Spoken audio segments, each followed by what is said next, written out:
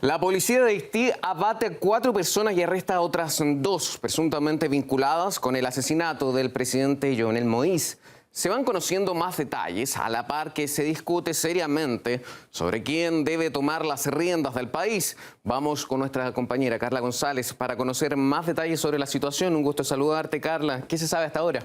¿Qué tal, Pablo? Sí, continuamos analizando el tema de Haití y la última información que tenemos es, como ya lo habías adelantado, que la policía ha arrestado a los supuestos autores del asesinato en contra del presidente de Haití, Jovenel Moïse. 4 de ellos fueron abatidos durante una confrontación con la policía. También tenemos que 2 de ellos sí ya están en ese momento detenidos por la policía. Durante el enfrentamiento, según fuentes oficiales, al menos 3 de los agentes de la policía fueron tomados como rehenes y ya están liberados por ahora. Escuchemos lo que dijo la policía sobre lo que había pasado en ese momento.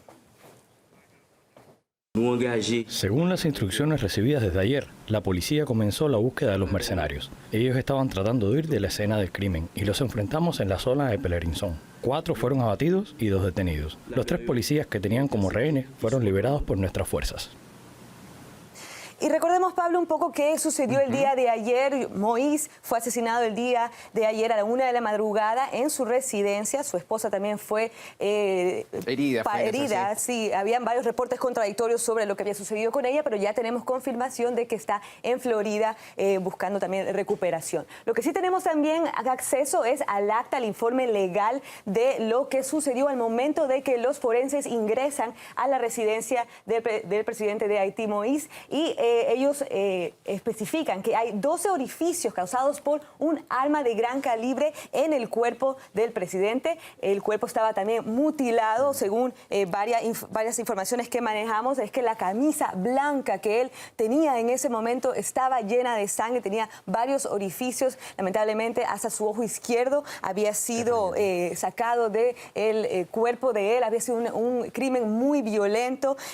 Al nivel de su frente, inclusive uno de los disparos alcanzó a llegar, y había sido su oficina y su dormitorio habían sido saqueados también. Recordemos que ahora el primer ministro interino, Claude Joseph, ha anunciado que son 15 días de duelo nacional por la muerte de Moïse, y lo había dicho también cuando analizábamos que él había conversado con Estados Unidos, con el secretario Antony Blinken. Él había dicho que tenía la idea y iba a cumplir este compromiso con la población de Haití de celebrar las elecciones como se tenía este calendario electoral que sería para el 26 de septiembre, sí. Según lo teníamos antes de la muerte de Moïse, por este tema de la inestabilidad política, social, luego del asesinato.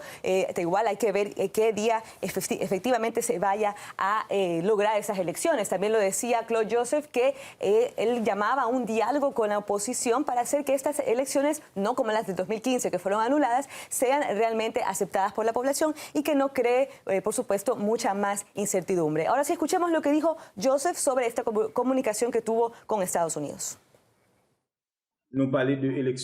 Hablamos de las elecciones, de la seguridad, de acuerdos políticos. E igualmente tenemos que encontrar un posible diálogo con los miembros de la oposición. Sí.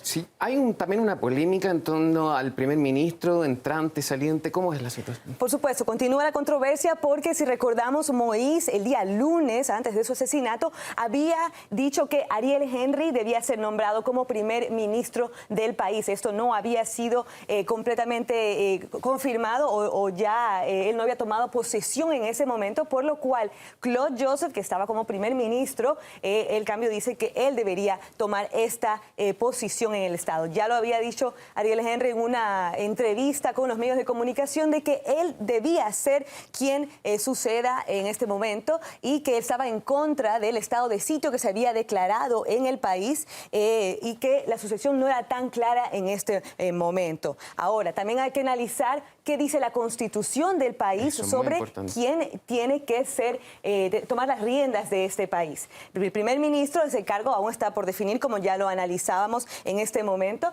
El presidente de la Corte Suprema hubiera sido quien debería seguir en esta línea de sucesión, pero lamentablemente falleció por COVID-19. Ahora también tenemos la posibilidad de que el presidente de la Cámara de Diputados tome estas riendas, pero recordemos que desde el 2019 no se realizan las elecciones legislativas debido a la violencia en el país, la inestabilidad política, y Moïse gobernaba por decreto desde enero del 2020 porque efectivamente no había esta sucesión clara y no había puesto en trabajo las sesiones legislativas para decidir quién hubiera sido el presidente. Ahora, toda esta información no solamente afecta al ámbito político, sino el social. Vemos que también la población está fuertemente afectada porque estas protestas en contra de la corrupción, en contra del mismo gobierno, han venido suscitando varios encuentros muy violentos con la policía, pero también ellos rechazan que continúe la violencia en su país. Escuchemos lo que decían.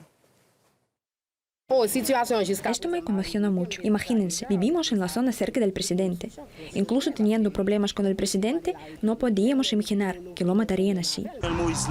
Es cierto que el presidente Jovenel Moïse no estaba haciendo nada bueno por nuestro país, pero no puedo celebrar que lo hayan asesinado en su residencia. No creo que ningún otro haitiano lo haga, incluso con todos nuestros problemas políticos. Jovenel Moïse debería estar en el sistema penitenciario nacional junto a sus aliados en este momento. No lo queríamos muerto. Y quien quiera que haya hecho esto debe ser castigado. Porque hemos sido víctimas bajo el régimen de Jovenel, con la masacre de La Saline, la masacre de Bel-Air y la masacre de Martizan. Sin duda una situación que vale la pena continuar analizando y viendo las consecuencias que tendrá a corto y a largo plazo. Importante, muchísimas gracias. Sucesos similares se han visto con frecuencia en Haití. Además de la pobreza, la ingobernabilidad es un asunto recurrente con numerosos golpes de Estado y otros episodios también violentos. También se han producido asesinatos de altos cargos en la historia de la nación caribeña. Vamos a revisar este tema con nuestra compañera Liana Nieves, quien se encuentra junto a nosotros aquí en la redacción para contarnos más detalles sobre la situación de Haití. Liana, un gusto saludarte. ¿Qué tal, Pablo? Así es, el de la jornada de ayer tristemente no ha sido el único magnicidio que se ha vivido en la historia de Haití y vamos a repasar los episodios más dramáticos en la historia de este país caribeño a la que el infortunio ha acompañado a lo largo de estos siglos. Hablamos de los asesinatos a líderes políticos de la nación. Haití, a diferencia del resto de las naciones de América Latina y el Caribe, declaró su independencia en tiempos que muchos historiadores catalogan de tempranos, en 1804 concretamente, y en 1806 fue asesinado Jean-Jacques Dessalines en una rebelión popular luego de haber asumido el poder y haber adoptado diferentes políticas de represión contra la población blanca y también mulata. La misma suerte sufrió Villebrunzam, aquí lo vemos en el año 1915, quien fue descuartizado en las afueras de la Embajada de Francia también por sus detractores mulatos. Muchísima división al interior de Haití luego de haber declarado la independencia por parte del Imperio francés, luego de haberlos expulsados de su territorio, pues entonces también el país se sumió en una división social y racial que dura hasta nuestros días. En 2021, pues ya lo contábamos ayer, también fue asesinado el presidente Jovenel Moïse. Vamos a ver que el siglo XX no fue muy diferente. Intentos de golpes de Estado, también golpes de Estado, rebeliones, muchísimas revueltas, 23 intentos de golpes de Estado, 15 golpes de Estado que se llegaron a materializar. Uno de los momentos más determinantes en la historia del siglo XX de Haití fue cuando en 1964 François Duvalier se declaró presidente de por vida. Lo sucedió su hijo y muchos denominaron esta forma de gobernar como dinastía. Además, en el siglo XX comenzaba la expansión, crecía la influencia de Estados Unidos en la región latinoamericana. Muchos conocen esta política de tratar a la región de América Latina como el patio trasero de Estados Unidos, y Haití tampoco escapó escapó a este tipo de políticas, Pablo. Es increíble todo lo que tú nos estás contando, porque Exactamente. son distintos hechos también. Vamos a profundizar en las intervenciones de Estados Unidos en Haití. Fueron tres, o han sido tres declaradas concretamente, de 1915 a 1934, de 1994 a 1995 y en 2004. Todas esas veces, en todas estas ocasiones, los dirigentes estadounidenses alegaban que buscaban la instauración de la democracia, del respeto de los valores sociales en esta nación caribeña, pero no son pocos los analistas que denuncian que luego de la presencia de tropas militares estadounidenses en territorio haitiano, la situación, lejos de mejorarse, se ha agravado y muchísima inestabilidad. Entonces, los acusan de llevar a cabo políticas a corto plazo para buscar también ellos un rédito, un beneficio de estas acciones. Sorprende ver tanta inestabilidad dentro de este país en menos de 100 años. ¿Qué pasa también en los otros ámbitos, por ejemplo, económico, social en el país? Bueno, la economía tampoco es muy positiva en esta nación. Ante este contexto, cualquiera pudiera imaginar que es muy difícil planificar un desarrollo económico y social estable. Haití, la nación más pobre del hemisferio occidental, cuenta con una población de más de 11 millones de habitantes, entre los cuales pues hay mucha población en necesidad de ayuda humanitaria, también muchos desplazados, muchos migrantes, sobre todo lo hacen hacia República Dominicana, una nación vecina, comparten la misma isla, la española, pero también viajan hacia Estados Unidos, Canadá y Francia, la antigua metrópolis. Huyen sobre todo de la pobreza, y es que los datos económicos de la nación, pues aquí los vemos, son muy graves. Haití está profundamente endeudado, es además una de las regiones, uno de los países más pobres y más desiguales de América Latina. Aquí lo vemos en datos porcentuales. La división entre la población que vive en las ciudades y la población rural también es bastante amplia,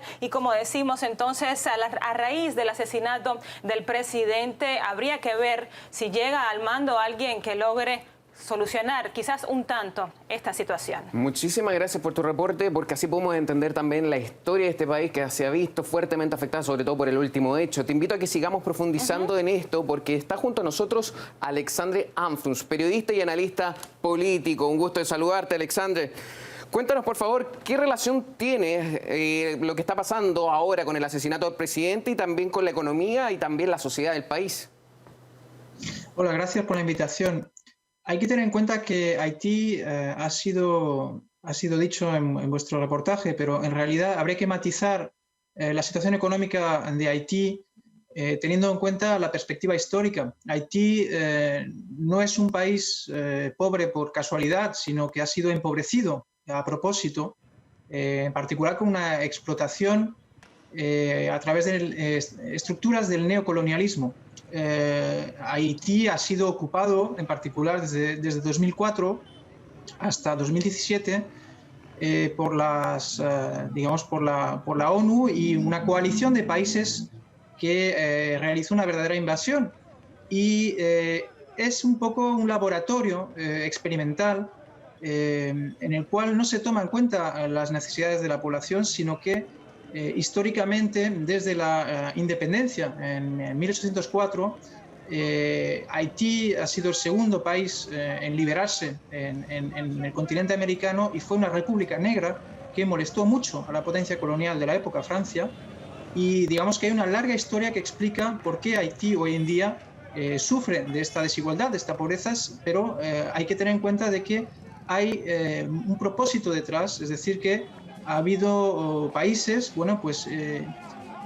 implicados en que el pueblo no se desarrolle, en que las élites de Haití lleven un cauce, un camino serviles al imperialismo, en particular de Estados Unidos actualmente, puesto que el personaje, digamos, Claude Joseph, que ha tomado las riendas tras el asesinato de Jovenel Moïse, ha declarado un estado de sitio y está en estrecho contacto con el secretario de Estado Blinken, puesto que es una persona que ha sido formada por las estructuras bajo cobertura de la CIA, de la NED en particular, en una organización estudiantil de la que formó parte, y digamos que la élite que está actualmente tomando las riendas tras el asesinato, va a mantener pues la misma política que está asumiendo en la extrema pobreza al pueblo de Haití. Alexander, muchísimas gracias por tu análisis. Gracias a ti también, Aliana.